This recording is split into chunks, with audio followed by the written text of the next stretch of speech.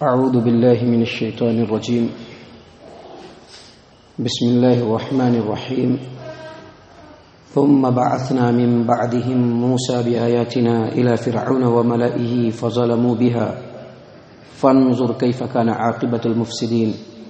وقال موسى يا فرعون إني رسول من رب العالمين حقيق على ألا أقول على الله إلا الحق قد جئتكم ببينة من ربكم فأرسل معي بني إسرائيل. قال إن كنت جئت بآية فأت بها إن كنت من الصادقين.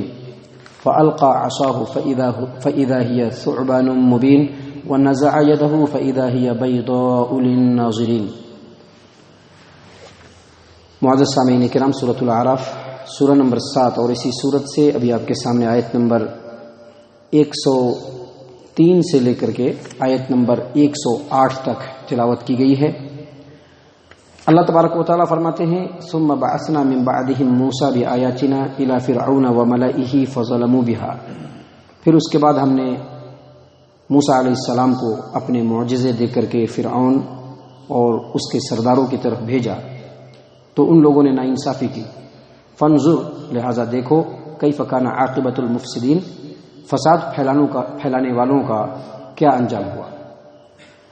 معزز سامعین کرام، ثم بعثنا یعنی پھر اس کے بعد، ثم بعثنا من بعدہم، پھر اس کے بعد کا مطلب یہ ہے کہ اس سے پہلے جو 5 مشہور ترین انبیاء علیہم السلام یعنی نوح علیہ السلام، ہود علیہ السلام، صالح علیہ السلام، لوط علیہ السلام، شعیب علیہ السلام، ان کا جو تذکرہ بھی ہوا آپ کے سامنے، اس کے بعد اللہ تبارک و تعالیٰ بھی یہاں سے پھر وہی تذکرہ شروع فرما رہے ہیں. موسیٰ علیہ السلام کا تفصیلی ذکر اس کے بعد آئے گا، اور اسی درمیان میں اللہ تبارک و تعالیٰ نبیوں کی دعوت، نبیوں نے جب دعوت دیا تو ان کے سننے والوں نے، جن کے درمیان وہ نبی بنا کر کے بھیجے گئے، ان لوگوں نے کیا حساب کتاب کیا اپنے نبیوں کے ساتھ، اور پھر اللہ تبارک و تعالیٰ کی جو سنت جاریہ ہے ان تمام باتوں کا ذکر ہوا ہے جو تمام انبیاء علیہم السلام کے حالات کے درمیان کامن اور مشترک ہے. معزز سامعین کرام، اللہ تبارک و تعالیٰ نے فرمایا کہ پھر اس کے بعد ہم نے موسیٰ علیہ السلام کو اپنی نشانیاں اور معجزے دے کر کے فرعون اور اس کے سرداروں کی طرف بھیجا. فظلموا بها، تو ان لوگوں نے ناانصافی کی. ناانصافی کی کیا مطلب؟ ناانصافی کی اس کا مطلب یہ ہے کہ جب اللہ تبارک و تعالیٰ کے معجزے کو، جو اللہ تبارک و تعالیٰ نے موسیٰ علیہ السلام کو دیا، اور جا کر کے فرعون کے دربار میں موسیٰ علیہ السلام نے ان معجزوں کو ظاہر کیا، تو ان معجزوں کو دیکھنے کے بعد ان لوگوں نے کہا کہ یہ جادو ہے. یعنی یہ بالکل اسی طرح کا معاملہ ہے جو معاملہ اللہ کے رسول صلی اللہ علیہ وسلم نے جب اس قرآن کریم کو مکہ والوں کے درمیان تلاوت کرنا شروع کیا تو مکہ والوں نے کیا کہا؟ یہ اللہ کا کلام نہیں ہے، بلکہ یہ کسی مخلوق، کسی انسان کا کلام ہے، کسی جن کا کلام ہے، کسی شیطان کا کلام ہے. ایسا کلام ہم بھی پیش کر سکتے ہیں کیونکہ ہم بھی عرب ہیں، ہماری زبان بھی بڑی زبردست ہے.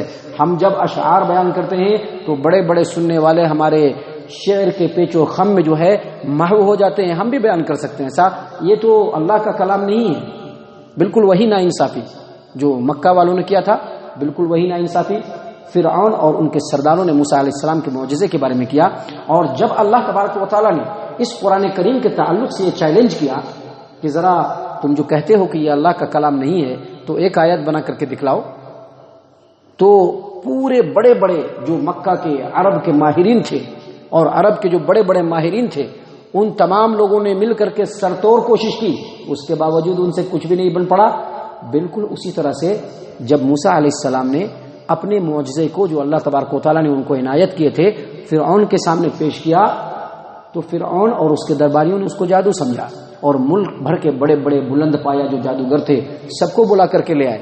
اور جب ان کے سامنے موسیٰ علیہ السلام کو دیا ہوا معجزہ جب ڈالا گیا تو وہ لوگ معجزہ کو دیکھتے ہی سمجھ گئے کہ یہ جادو نہیں ہے. اگر جادو ہوتا تو ہماری دسترس سے باہر نہیں ہوتا. اللہ تبارک و تعالیٰ نے اسی بات کو یہاں پر بیان فرمایا کہ اس کے بعد ہم نے موسیٰ کو اپنے معجزے دے کر کے فرعون اور ان کے سرداروں کی طرف بھیجا. فظلموا بها، ان لوگوں نے ناانصافی کی، لہذا دیکھو فساد پھیلانے والوں کا دنیا میں کیا انجام ہوا. معزز سامعین کرام، آگے اللہ تبارک و تعالیٰ فرماتے ہیں وقال موسیٰ، موسیٰ علیہ السلام نے کہا یا فرعون، اے فرعون، انی رسول من رب العالمین، میں رب العالمین کا رسول ہوں. معزز سامعین کرام، جو فرعون ہے دراصل ایک لقب ہے، جیسا کہ تفسیری روایتوں کے اندر، تاریخی روایتوں کے اندر اور بعض مفسرین نے اپنی تفسیر کے اندر بھی بیان کیا ہے کہ جو فرعون ہے دراصل ایک لقب ہے، اس زمانے کے جو بھی بادشاہ ہوا کرتے تھے ان کا لقب فرعون ہوتا تھا. اور فرعون ان کا لقب کیوں ہوتا تھا؟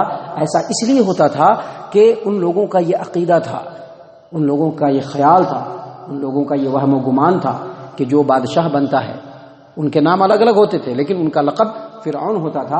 اور عقیدہ اس کے پیچھے یہ ہوتا تھا کہ سب سے بڑا جو دیوتا سورج ہے، اس سورج کی روح بادشاہ وقت کے جسم میں حلول کر جاتی ہے، اور اس اعتبار سے وہ جو بادشاہ ہے مہادیو کا جسمانی مظہر ہوتا ہے. معزز سامعین کرام، موسیٰ علیہ السلام کو جیسا کہ تفسیری روایتوں کے اندر آتا ہے کہ موسیٰ علیہ السلام کو 2 فرعونوں سے سابقہ پڑا. پہلا فرعون وہی ہے جنہوں نے موسیٰ علیہ السلام کی پرورش کی، جس کا نام رعمسیس تھا.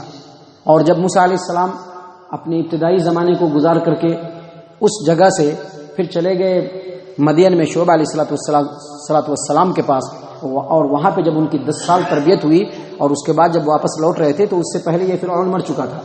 اور جب موسیٰ علیہ السلام یہاں آئے تو اس وقت اس کا بیٹا بہت بڑے ملک کا بادشاہ تھا، بہت بڑی زمین کا بادشاہ تھا. اور صرف بادشاہی نہیں تھا بلکہ اپنے آپ کو معبود کہتا تھا، الہ کہتا تھا، مشکل کشا اور حاجت روا کہتا تھا، اور لوگ بھی اس چیز کو تسلیم کرتے تھے. سامعین کرام، اسی فرعون کو اللہ کے رسول موسیٰ علیہ السلام نے کہا، یا فرعون، اے فرعون، انی رسول من رب العالمین، میں تمام جہانوں کے رب پالنے والے کی طرف سے رسول بنا کر کے تمہاری طرف بھیجا گیا ہوں. حقیق علی اللہ اقول علی اللہ الا الحق، میرے لیے شایع نشان یہی ہے کہ میں اللہ تبارک و تعالیٰ کے اوپر حق بات کے علاوہ کوئی بات نہیں کہوں. مطلب کیا؟ مطلب یہ کہ تم جو معبود اپنے آپ کو کہتے ہو، تم جو رسول اپنے آپ کو کہتے ہو، تم جو اپنے آپ کو معبود کہتے ہو، تم جو اپنے آپ کو مشکل کشا حاجت روا کہتے ہو، میں تم کو مشکل کشا حاجت روا معبود کچھ بھی سمجھنے کے لیے تیار نہیں. کیونکہ ایک اللہ تبارک و تعالیٰ ہے، وہی اللہ تبارک و تعالیٰ ہے، وہی معبود ہے، وہی مشکل کشا حاجت روا ہے، اس کے علاوہ کوئی نہیں.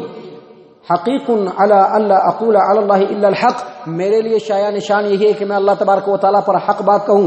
قد جئتکم ببینۃ من ربکم، تمہارے رب کی طرف سے، تمہارے رب کی طرف سے، یہ نہیں کہا کہ میرے رب کی طرف سے، تمہارے رب کی طرف سے میں تمہارے پاس کھلی ہوئی نشانیاں اور معجزے لے کر کے آیا ہوں. فارسل معی بنی اسرائیل، لہذا تمہارے لیے سب سے بہتر رستہ یہی ہے کہ تم ہمارے ساتھ بنی اسرائیل کو واپس بھیج دو. معزز سامعین کرام، اس آیت کریمہ پر آپ غور کریں گے تو کئی باتیں سامنے آتی ہیں. پہلی بات یہ سامنے آتی ہے کہ اس آیت کریمہ میں موسیٰ علیہ السلام نے فرعون کے سامنے 2 باتیں رکھی. پہلی بات یہ رکھی کہ ایک اللہ وہی سب کا پروردگار ہے، وہی رب العالمین ہے، اس کے علاوہ کوئی مشکل کشا حاجت روا نہیں ہے، لہذا تم اپنی الوہیت کو، اپنی معبود ہونے کو، اپنے خدائی کے دعوے کو چھوڑو اور ایک اللہ پر ایمان لے آؤ. اور دوسری بات یہ بتلائی کہ بنی اسرائیل کو جو تم نے ایک عرصے سے اپنا غلام بنا کر کے رکھا ہے، اس پوری قوم کو، تو اب تم بنی اسرائیل کو چھوڑ دو، میں ان کو اپنے ساتھ فلسطین لے جانے کے لیے آیا ہوں.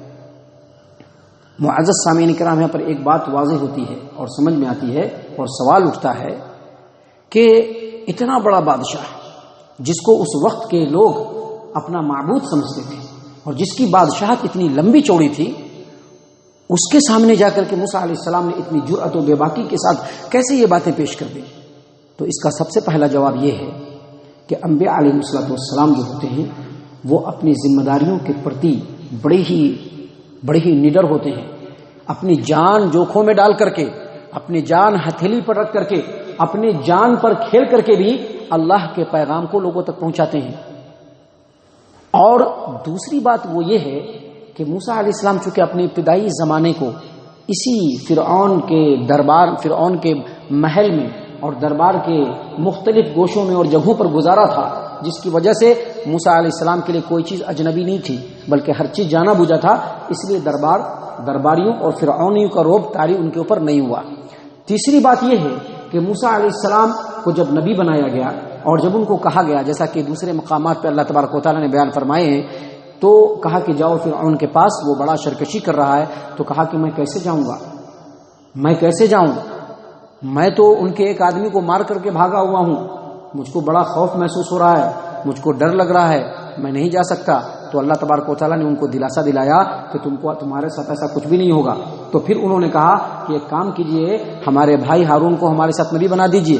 اللہ تبارک و تعالیٰ نے ان کو بھی نبی بنا کر کے ان کے ساتھ لگا دیا.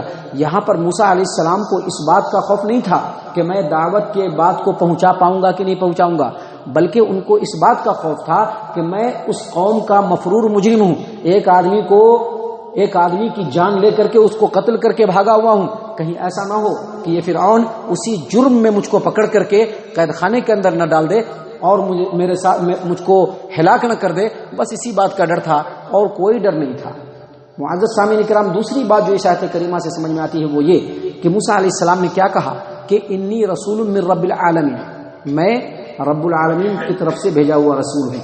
تو حالانکہ وہ سارے کے سارے لوگ خود فرعون کو ہی خدا سمجھتے تھے، مشکل کشا حاجت روا سمجھتے تھے، لیکن اس کے باوجود فرعون اور فرعونیوں کا یہ عقیدہ تھا کہ اللہ ہے، وہی تمام جو چھوٹے موٹے جھوٹے جو ان کے دیوتا ہیں یا یہ جو فرعون اور اس کی خدائی ہے ان تمام سے بڑھ کر کے کوئی اللہ ہے. تو بس اسی چیز کو سامنے رکھ کر کے موسیٰ علیہ السلام نے ٹو دی پوائنٹ کہا کہ میں اللہ کا رسول ہوں، اس اللہ کا جو رب العالمین ہے اس کے سامنے تمہاری کوئی حیثیت نہیں. سامعین کرام، ایک بات اور یہ معلوم ہوتی ہے، آپ دیکھیں غور کریں کہ موسیٰ علیہ السلام نے کیا کہا کہ میں رب العالمین کی طرف سے بھیجا ہوا رسول ہوں، لہذا تم اس کے اوپر ایمان لاؤ. اور دوسرا کام تم کو یہ کرنا ہے کہ بنی اسرائیلیوں کو چھوڑنا ہے، اب بنی اسرائیلیوں کو قید کر کے نہیں رکھنا ہے.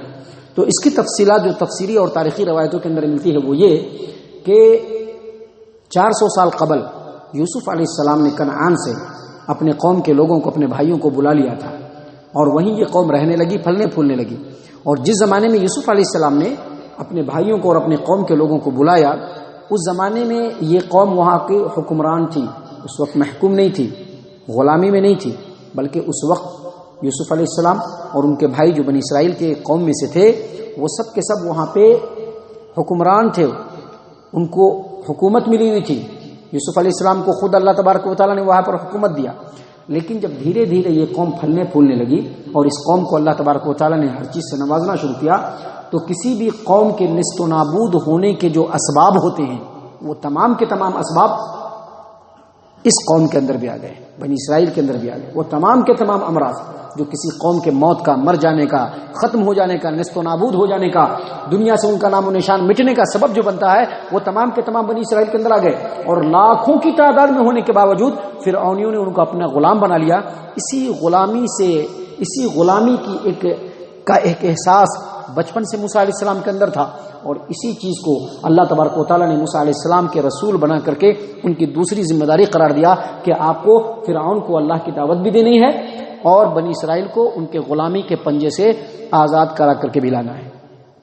جب یہ ساری باتیں ہو گئی اور موسیٰ علیہ السلام نے کہا کہ میں تمہارے رب کی طرف سے بھیجا ہوا رسول ہوں، تم کو ایمان بھی لانا ہے، بنی اسرائیل کو چھوڑنا بھی ہے، تو فرعون نے کہا ان کنت جئت بآیۃ فأت بها ان کنت من الصادقین، اگر کوئی نشانی لائے ہو، معجزہ لائے ہو کہ تم رسول ہو تو دکھلاؤ، اگر سچے ہو تو دکھلاؤ کہ تمہارے پاس کیا نشانی ہے، کیا معجزہ ہے کہ تم کو اللہ نے اپنا رسول بنا کر کے بھیجا ہے.